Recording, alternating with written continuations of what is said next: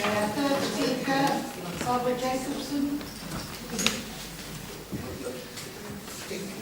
Oh, thank you. Thank you. Thank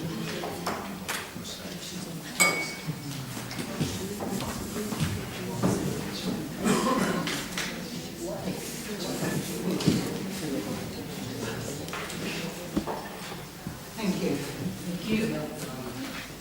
You came here tonight to scrutinize the task and finish group report on the inquiry into your Choice Barnet.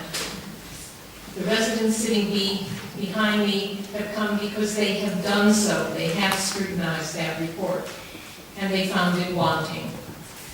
The questions have been asked, and the comments that have been and will be made tonight make 3 points crystal clear. 1, the group did not investigate all the issues it sets out on page 1 of the report. Specifically, it did not consider evidence from parents and service users about their experience of the services, or from staff and relevant groups on what impact the proposed restructure is likely to have on services. 2, the report contains no evidence for any of the assumptions, statements, and recommendations it makes. Yes, there are tables about the financial plan, but crucially, no explanation of how a plan that failed the first time around will miraculously succeed on repetition. 3, the service users and their carers are worried. Some of them literally sick with worry about the future of adult social care services, about the future safety and well-being of their loved ones.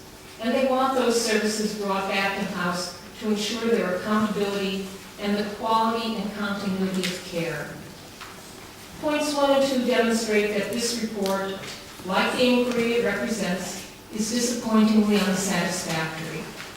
Its lack of thoroughness, which would not be acceptable in a sixth form student's essay, exacerbates the worries of the service users and their carers, some of the most vulnerable people in our society and in our community. These are real people with real needs, real hopes, and very real fears. Our humanity means that each and every one of us has a responsibility to them. Family members exercise that responsibility to their disabled relatives by being carers and by fighting to protect the services their loved ones need.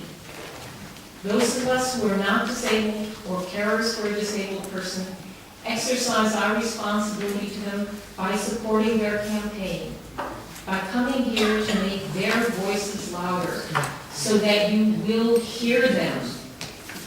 All of us here tonight, representing some who cannot speak for themselves, are asking you to examine the matter before you with empathy and the knowledge that it is your responsibility to use your power to protect adults with disabilities. After all, you are the safeguarding committee. While you might not have the power to order, as we demand, that adult social services are brought back in-house, you do have the power to find that this report is only a first draft and demand further, more substantial work by the task and finish group. And so we ask you to do that. Please do not fail us, and do not fail yourselves. Thank you.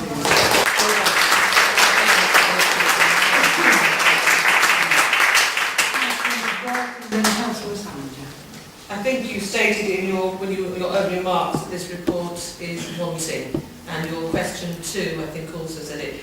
It's about process, and I think, coming from you, you've been involved and engaged in a lot of stuff that's gone on in this council in the last 3-4 years and beyond, is that the task and finish group was set up, and you say that they're wanting.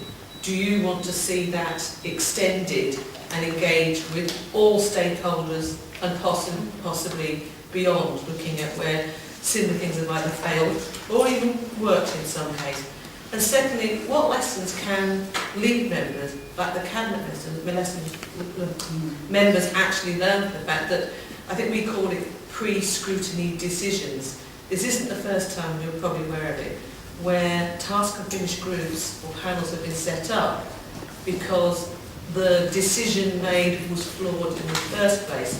Do you believe there should be more pre-scrutiny of decisions Councillor in Clerk, future. asking the question. Yes, do you believe, I think that's how you ask the question, Councillor Perry, do you believe that in future, when any major changes are made to services in this borough, that councillors should have an opportunity to scrutinise things and actually talk to stakeholders before, not just the cabinet member or officers, before any decisions are taken?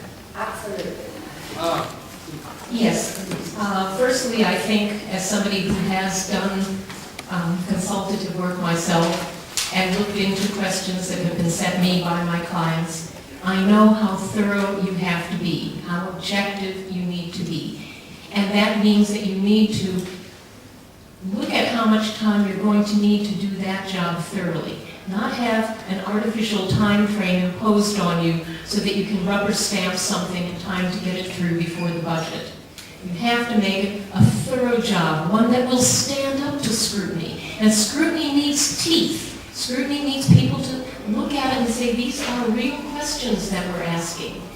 Have they been answered by this report? And the answer is no. And should there be pre-scrutiny? If there had been pre-scrutiny of this, then the business plan that we've heard so much about would never have passed, because it had, we will decide on the things that will make money later. We will decide on how it will be structured later. You need to engage with people before you finalize a plan, before you vote on it. You need to look at it in depth and intelligently, and not just say, somebody else covered that before. Thank you, Mr.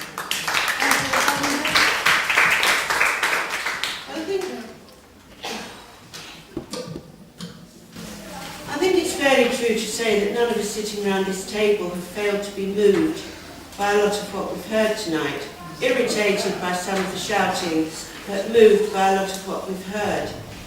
And it may be that this safeguarding committee, in my opinion, needs to look further into some of the issues that have been raised tonight, and I would be very happy at a future meeting of the safeguarding committee to bring up some of those issues. Thank you, Councillor Salinger. Thank you. Could we have Tirza Waisel?